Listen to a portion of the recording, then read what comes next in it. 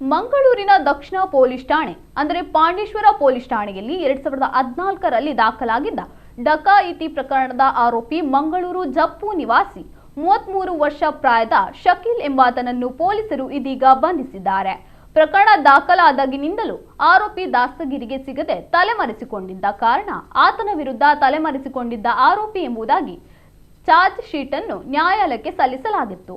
12 ವರ್ಷಗಳಿಂದ ಬಂಧನಕ್ಕೆ ಸಿಗದೆ ತಲೆಮರೆಸಿಕೊಂಡಿದ್ದರಿಂದ ನ್ಯಾಯಾಲಯವು ಪ್ರಕರಣವನ್ನು ಎಲ್ಪಿಸಿ ಪ್ರಕರಣವನ್ನಾಗಿ ಪರಿವರ್ತಿಸಿತ್ತು.